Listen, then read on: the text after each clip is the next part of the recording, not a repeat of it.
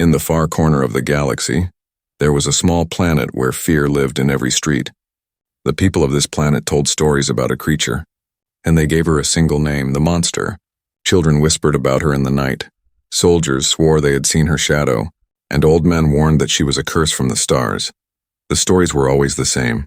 They said she was tall, taller than any man, with glowing eyes that could cut through the darkness. They said her claws were sharp enough to slice steel, and her voice carried like thunder. When the wind howled across the ruins outside the city, people said it was her cry, the cry of the monster. Nobody dared to go near the old ruins anymore. The broken towers and shattered walls stood silent, but sometimes strange lights flickered there. Hunters who entered the ruins came back pale and trembling. Some never came back at all. The people believed the monster had taken them, and so they stayed away, building their lives in fear and suspicion. But the truth was more complicated than the stories in the shadows of those ruins. The so-called monster was real. She was not a legend, not a ghost, but a living being, hiding from the world that hated her. Her body carried scars from old battles. Her claws looked dangerous, but her heart carried heavy pain. She had once walked among her people, proud and strong, but war had burned her world. Leaving her alone, the locals only saw her power, never her sorrow, so they named her Monster. And they hunted her without mercy. She moved like a shadow between the ruins, always watching, always waiting. She never attacked the innocent. But when soldiers came with guns and fire, she defended herself. Her claws cut metal.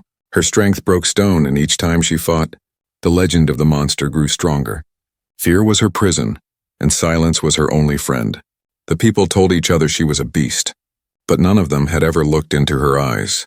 If they had, they would have seen the truth. A flicker of sadness, a spark of loneliness, something almost human. At night, the city was restless. Families locked their doors and soldiers patrolled with heavy weapons. Every shadow looked like danger. Every sound made them flinch.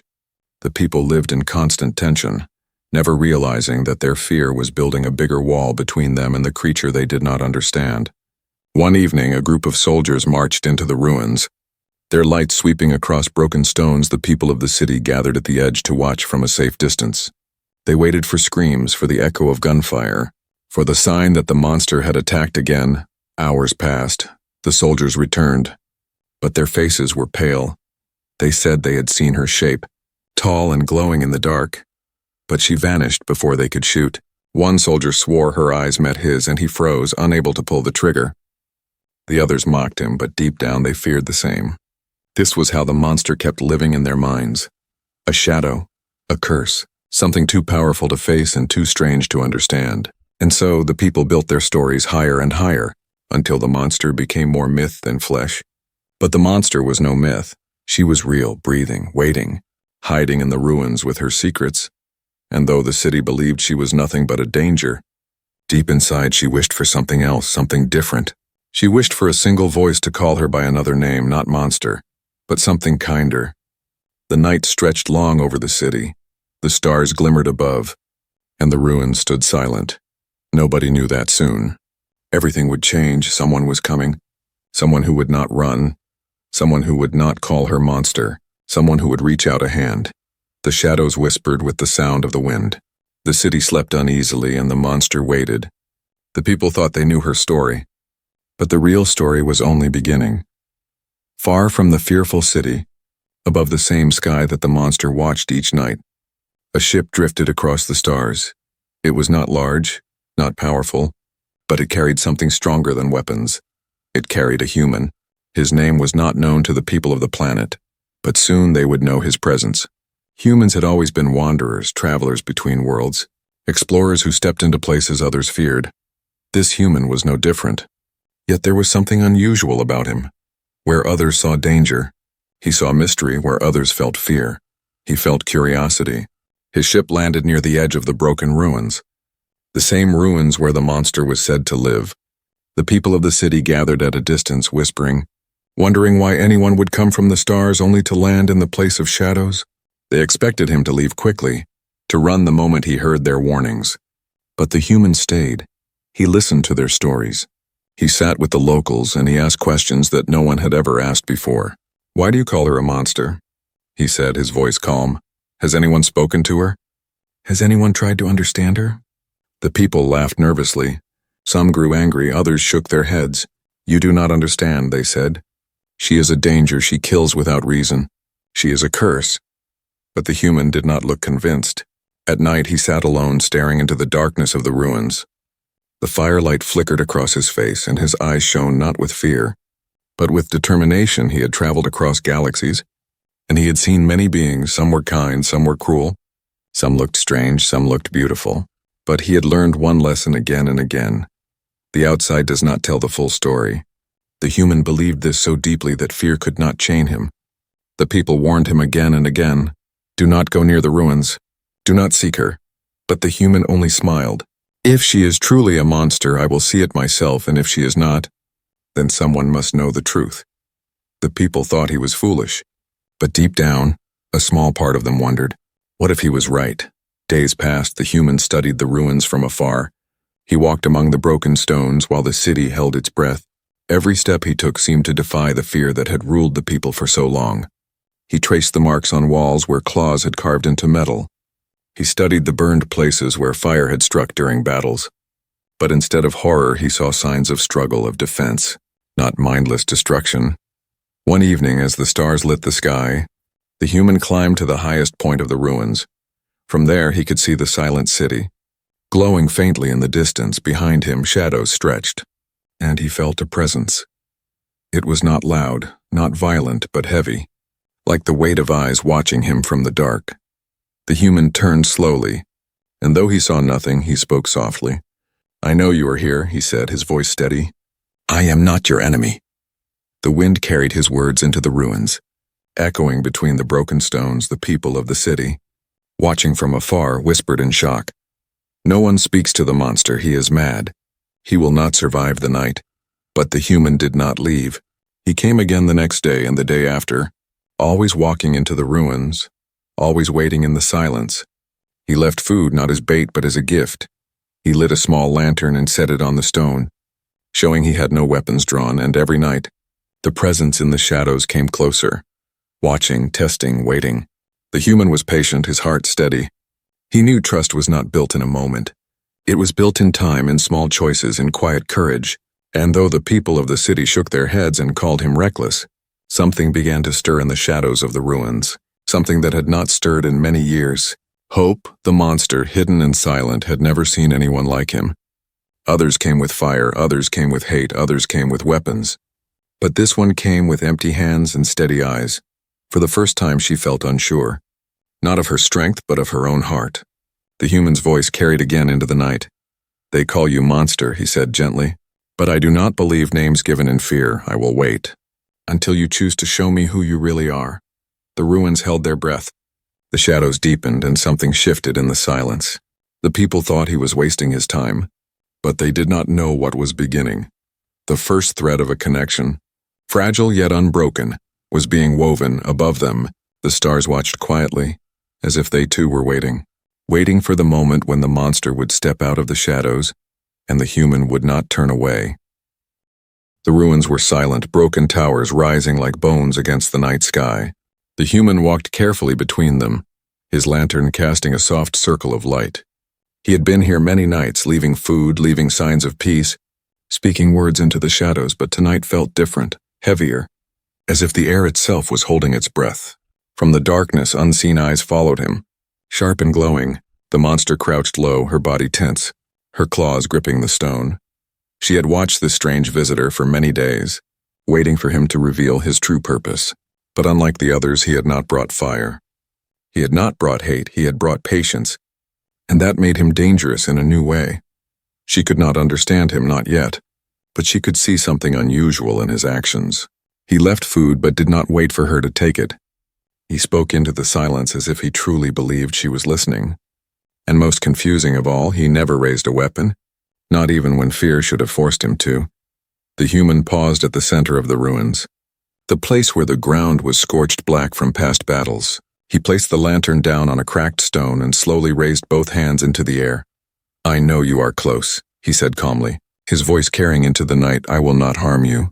I only wish to see you," the words echoed, soft but firm. The monster stiffened, her claws twitching, her heart pounding with a rhythm she had not felt in years. She stepped forward without meaning to, her shadow stretching into the lantern's glow. The human saw her shape first, tall and fierce, her body scarred, her eyes glowing like twin fires. Any other soldier would have fled or fired in panic. But the human did not move, his gaze steady, his body calm. He simply lowered his hands and let them rest at his sides. Showing no threat, the monster bared her teeth, a low growl rumbling from her throat. It was a warning, a test, a final chance for him to turn and run. But the human did not step back. He spoke again, his voice quiet, steady. "They call you monster," he said, "but I see something more." For a long moment, neither moved. The ruins held their silence. The stars watched from above, and the night felt endless. Then slowly she stepped closer, her claws clicking against the stone, her eyes locked on his.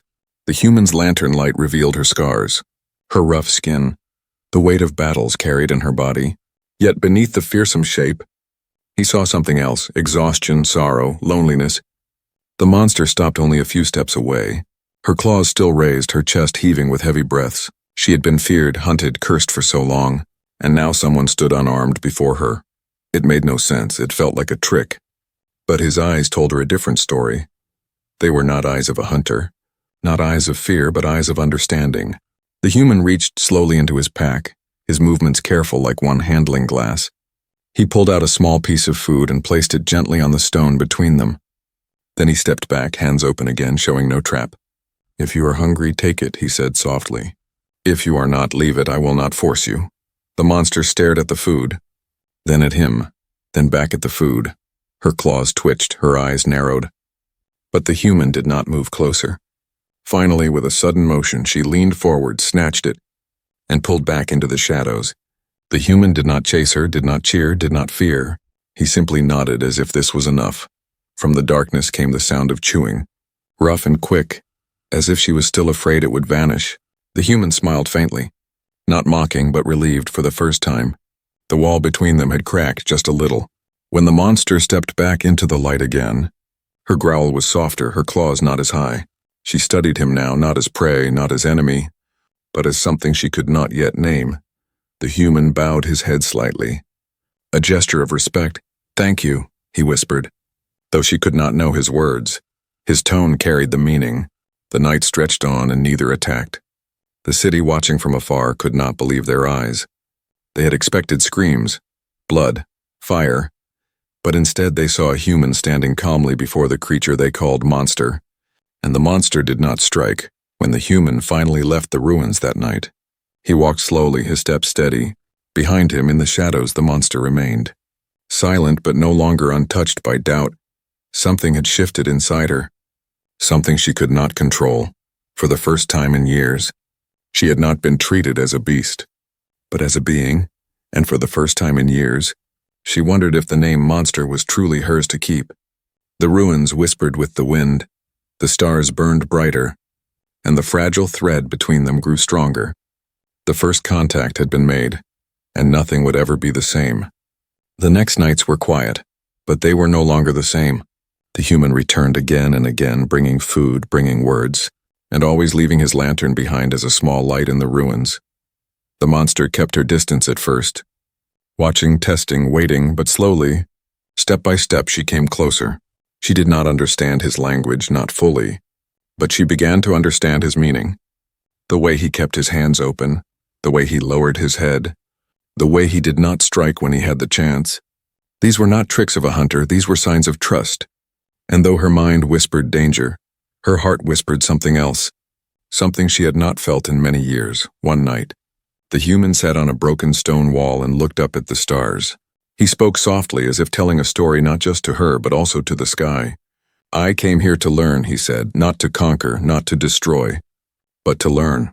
The monster crouched in the shadows, listening, her glowing eyes fixed on him. His words carried more than sound, they carried honesty, and honesty was something she had almost forgotten. For the first time, she stepped fully into the light of his lantern. The human looked up and saw her clearly, her tall shape, her scarred body, her eyes burning like embers. But he did not flinch. He did not raise a weapon, he simply watched, calm and steady. In that moment, the monster made a choice. She pointed at the ruins around them, her claw tracing the broken walls, the shattered towers. Her voice came out rough, heavy, like stones grinding together, but the human listened, his eyes never leaving her. Piece by piece, she showed him the past, not in full words but in gestures, in fragments, in echoes. The ruins were not her prison. They were her home, once filled with life, once filled with voices. Her people had lived here before the war, strong and proud, a race of builders and dreamers. But then came the flames of invasion, soldiers from far away bringing destruction. She had fought to defend her home, her family, her people. But when the smoke cleared, she stood alone, the last of her kind. The human listened, his heart heavy with the weight of her story. He saw how the people of the city had mistaken scars for danger, strength for cruelty, survival for monstrosity. She had not chosen to be feared. She had been forced into it. Every battle she fought was not for hunger or blood, but for survival. The monster lowered her head, her claws trembling. For years she had lived as a ghost, hated, hunted, cursed. No one had ever asked for her truth. No one had ever listened until now. The human placed his hand on the broken stone, not reaching for her, but placing it near her claw. He did not touch, but the meaning was clear. "I believe you," he whispered, and though she did not understand his words, she felt the weight of them. In that moment, something changed. The monster was no longer only a shadow in the ruins. She was no longer just a figure of fear. She was a survivor, a protector, a being with a story that had been buried beneath the lies of fear. And the human was the first to see it, the first to give her back a piece of her lost dignity. From the city walls, the people continued to spread their stories. They said the monster still hunted, still cursed, still waited for blood. But the truth was different, hidden in the quiet of the ruins, where a bond was forming between human and outcast. A bond built on patience, on listening, on trust. The human returned night after night, and each time the monster revealed a little more. She showed him the marks of old battles, the graves of her people, the broken banners of her lost world, and he in return told her stories of his kind, of earth, of oceans and forests, of music and laughter. Two worlds met in the ruins, not through war, but through simple acts of understanding. The monster's heart, long frozen in pain, began to feel warmth again. It frightened her, this fragile thing called hope, but it also gave her strength, a strength she had almost forgotten.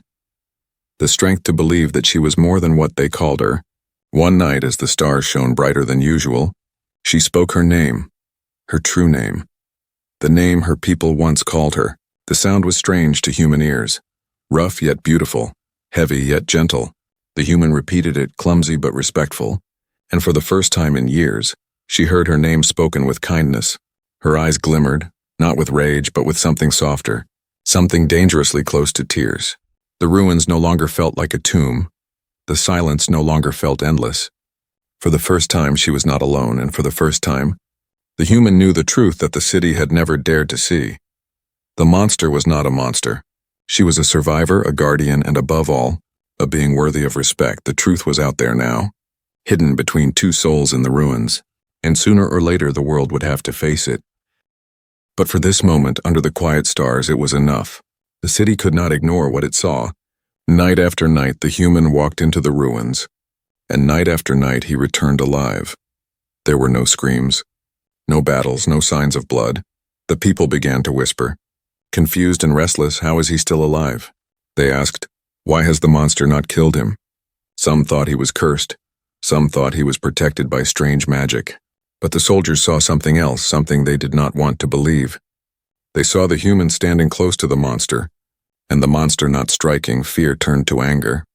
The leaders of the city gathered, their voices sharp with suspicion.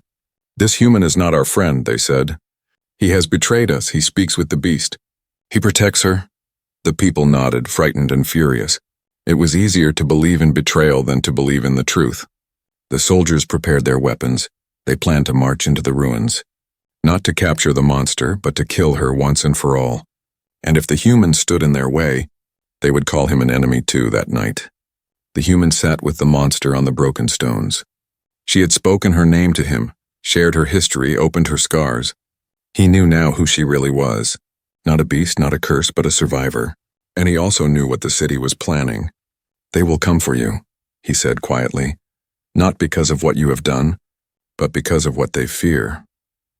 The monster tilted her head, her glowing eyes searching his face. She did not understand all his words, but she understood the tone. Danger was coming, and he was warning her. The human faced a choice. He could return to his ship, leave the planet, escape the conflict. He could stand with the city, fight against her and win their favor, or he could do the one thing that would change everything. He could stand with her against them all. The thought weighed heavy on him. Humans were explorers, but they were also careful. They chose survival. Yet something inside him whispered that survival without truth was empty. If he abandoned her, if he allowed her to be killed for lies, then his journey across the stars meant nothing. The next day, soldiers surrounded the ruins, their torches burning, their weapons ready. The people gathered behind them, waiting for the sight of victory, waiting to see the monster's end. The human walked out of the ruins and stood before them. His hands raised, his voice steady. "Stop," he said. "You are wrong about her," the crowd gasped. Their eyes wide, the leaders shouted, "Step aside, human, or you will fall with her." But the human did not move. "She is not what you think," he said firmly. "She is not your enemy. She has never been. She only defends herself when you attack. She is more than the lies you speak." The soldiers raised their weapons, their eyes burning with fear. To them, his words were betrayal. The monster appeared then, stepping into the light of the torches. Her scars glowing in the fire, her claws sharp, her eyes fierce. The crowd screamed, pulling back. But she did not strike, she only stood behind the human. Her gaze locked on the soldiers. Her silence was more powerful than any roar. The human spread his arms wide, shielding her with his own body. "If you want to harm her, you must come through me," he declared. The soldiers froze, stunned by his defiance.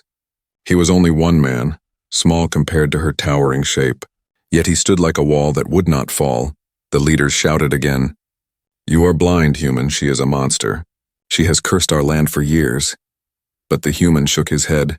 "No," he said, his voice carrying over the crowd. "You have cursed yourselves with fear.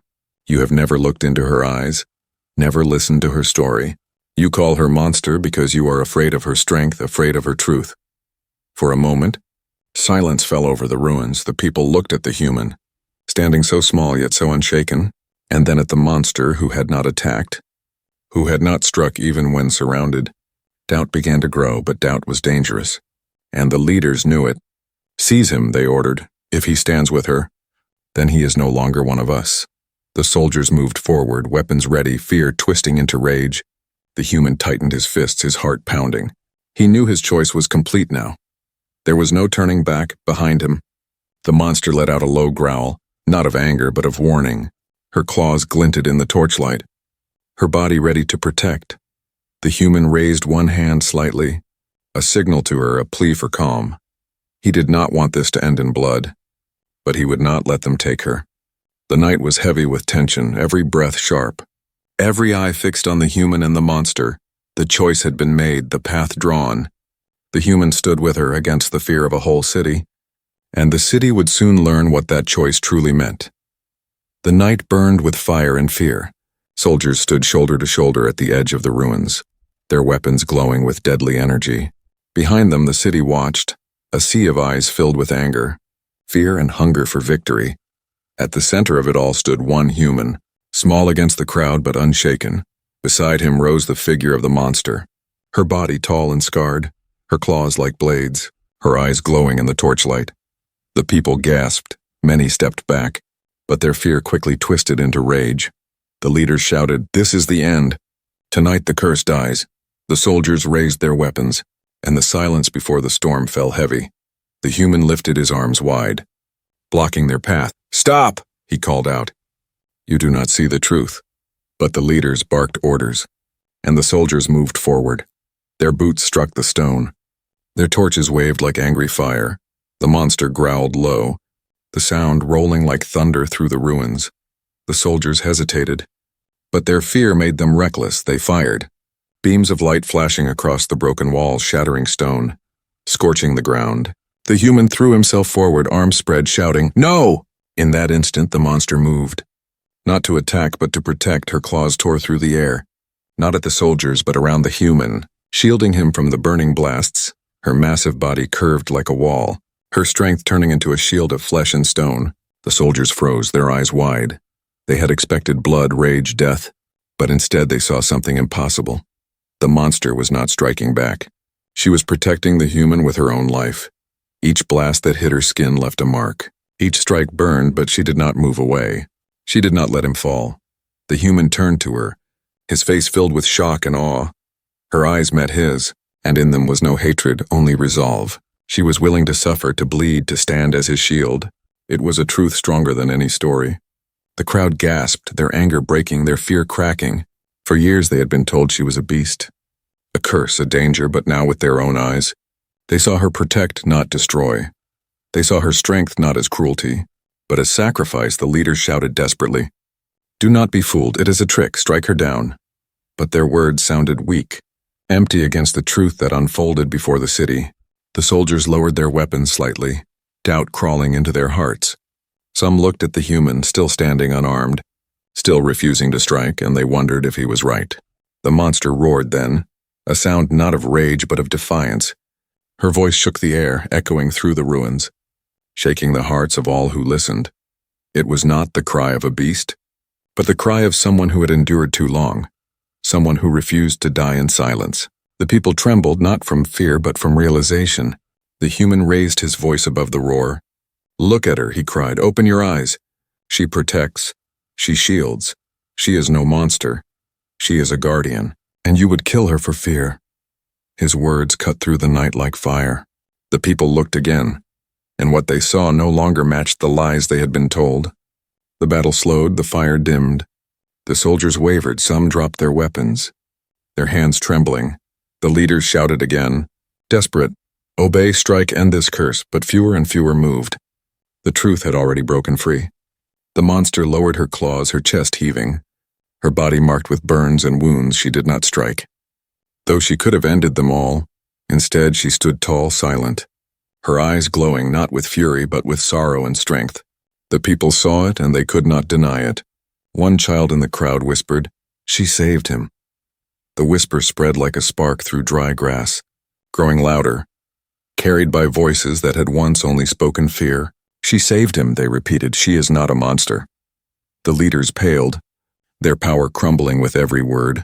The human stepped forward, his voice steady. "You called her a curse, but she is proof of what you fear most, truth, strength, and compassion stronger than your lies." He turned to the crowd, his arms wide. "You called her a monster, but tonight you see what she truly is." The soldiers looked at one another, unsure, caught between fear and revelation. The people murmured, torn between old beliefs and new sight.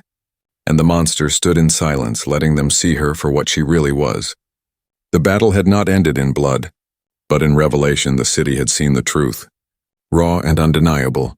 And though the leaders tried to cling to their lies, their grip was slipping, because once the truth is seen, it cannot be unseen. The ruins were quiet again, the stars glimmering above. The human stood beside the monster, no longer alone. The choice he made had sparked something larger than himself, and the world around them was beginning to change. The ruins lay silent after the storm of fire. Smoke drifted between broken towers. Torches burned low, and the crowd stood in uneasy quiet. The soldiers no longer advanced. Their weapons hung heavy in their hands. The leaders shouted, but their words fell flat. Their voices no longer carried the same weight. At the center stood the human, his body tired but unbroken. Beside him towered the monster, her claws scarred, her skin burned, her chest rising and falling with deep breaths. Yet she did not attack, she did not roar. She only stood steady and tall, a living answer to all the lies told about her. The people stared at her with wide eyes.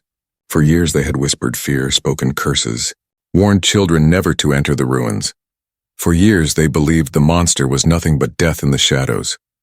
But now, in this single night, they saw her stand not as a destroyer, but as a shield. A small voice rose from the crowd, trembling yet clear. "She saved him." The words rippled through the people like a stone thrown into still water. "She saved him," others repeated, until the whisper became a wave. The leaders tried to fight it. "Do not believe what you see," they cried. "She is a trickster. She hides her cruelty." But even as they spoke, doubt spread, because the truth was no longer hidden in the shadows. It had been revealed in the open fire of battle. The human raised his arms, his voice steady. "You called her a monster, But you never knew her, you never asked. You only feared. He turned slowly, looking at every face in the crowd. She is not a curse. She is not a beast. She is a survivor. She is a protector. And she is more human in her heart than those who condemn her. The monster lowered her head slightly. Her glowing eyes soft, she could not understand every word, but she felt their weight. For so long she had been hunted, hated, cursed, and now, for the first time, someone stood not against her but for her. The sound of his voice carried through the ruins, giving her a strength she thought was lost. The people shifted uneasily, their fear cracking, their anger melting into uncertainty. They had believed the old stories because they were easy, because fear is easier to hold than understanding. But now they had seen with their own eyes, and eyes do not lie. They saw her wounds, they saw her restraint, they saw her choice to protect instead of kill. A soldier dropped his weapon, the sound echoing loud in the silence. Another followed, and then another. The leaders shouted for order. But their commands no longer held power. The tide had turned, and it was not in their favor. The human stepped aside and gestured toward the monster. "She is not what you called her," he said. "Look at her as she is. Not as your fear has painted her." The monster did not move. She only stood tall, letting them see her scars, her strength, her sorrow, and for the first time, the people saw not a monster, but a being who had endured more than they could imagine. Slowly the crowd quieted, the fear draining away, replaced by something strange, something new. Respect. Children peeked from behind their parents, not with terror but with wide-eyed wonder. Old men lowered their heads, ashamed of the lies they had carried for so long. The leaders tried one last time, their voices sharp. "If you trust her, she will destroy you. She will bring ruin to us all." But the words no longer fit the truth. The people turned from them, their trust broken, their ears closed to the old lies. The human looked up at the stars, his voice calm. "You called her monster. But she is more than that. She is proof that names given in fear mean nothing. What matters is the choice we see with our own eyes." He turned to the monster, bowing his head. "You are not a monster, not to me. Not anymore." The monster felt the weight of his words. Her heart, long chained by sorrow, beat with a strange new rhythm. For the first time since the fall of her people, she felt seen, truly seen, not as a curse, not as a beast, but as herself. The ruins that once echoed with fear now held something different. Hope. It was fragile, uncertain, but it was real. The human had brought it not with weapons, but with courage, patience, and truth. The people began to leave the ruins slowly, their voices soft, their steps hesitant, but the whisper carried with them, a whisper stronger than fear. "She is not a monster." The human remained, standing beside her. He knew the road ahead would not be easy. There would be doubt, resistance, anger, but the first stone had been moved and nothing would be the same again. Above them the stars shone brighter, as if they too bore witness. The monster lifted her head to the sky, her eyes glowing not with rage, but with quiet strength. For so long they had called her monster. But now at last someone had reached out, and the name no longer defined her. The story was not over, but a new chapter had begun, and in that chapter, the word monster would no longer stand alone. It would stand beside another word, one the people had almost forgotten: hope.